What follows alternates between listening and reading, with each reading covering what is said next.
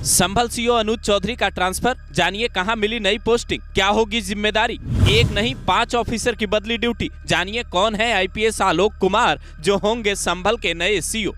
संभल के सीओ अनुज चौधरी का आखिरकार विवादों के 5 महीने बाद तबादला हो गया, लेकिन हैरानी की बात यह है कि ट्रांसफर किसी दूसरे जिले में नहीं हुआ बल्कि संभल में ही रहेंगे, बस पोस्ट बदल दिया गया है। उनके पास अब संभल सीओ की कमान नहीं होगी बल्कि संभल सीओ के पद को संभालेंगे आईपीएस आलोक कुमार। ये कौन है और अब संभल में क्या होने वाला है ये बताएं, उससे पहले सुनिए अनुज चौधरी को नई जिम्मेदारी आखिर क्या मिली।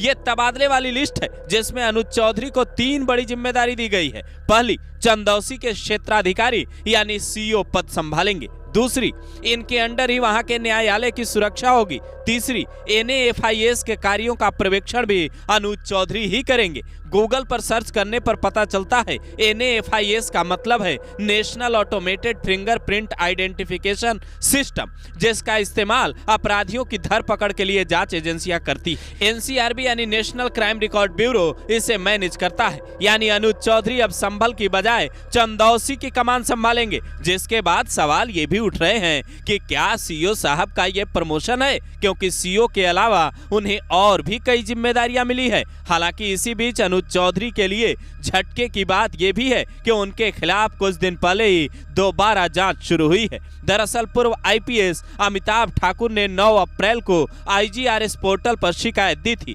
जिसमें कहा था अनुज ने सेवा और वर्दी नियमों का उल्लंघन किया है। साल में होली एक बार आती है और जुम्मा 52 बार वाला इनका बयान ठीक नहीं है। ये अपने कार्यों को सांप्रदायिक रंग देते हैं। शिकायत मिलते ही डीजीपी प्रशांत कुमार ने पुलिस मुख्यालय में तैनात ASP law and order Manoj Kumar Awasthi को जांच सौंपी थी, जिन्होंने संभल के ASP उत्तरी श्रीश चंद्र के साथ जांच की और जांच रिपोर्ट विशेष सचिव गृह विभाग को भेजी, जिसमें 17 अप्रैल को ही अनुज चौधरी को क्लीन चिट मिल गई। लेकिन अमिताभ ठाकुर ने फिर कहा हमें अपनी बात रखने का मौका नहीं मिला, तो अब दोबारा जांच बिठा दी गई।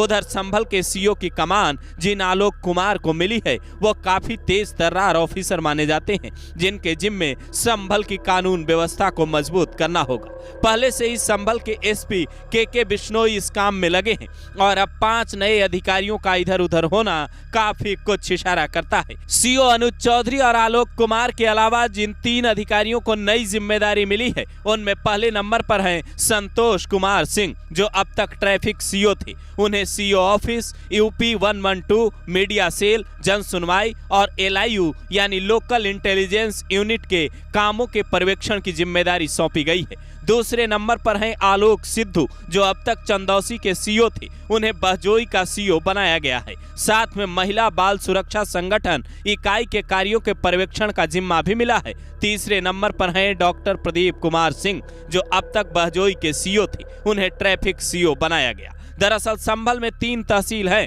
संभल, चंदौसी और गुन्नौर, जबकि बहजोई में DM और SP बैठते हैं। ऐसे में संभल के अधिकारियों के कार्यक्षेत्र में इतना बड़ा परिवर्तन क्या इस बात का संकेत है कि संभल से जो सच्चाई अब तक बाहर आई उससे भी बड़ी सच्चाई और आने वाली है, या फिर ये सामान्य प्रक्रिया है?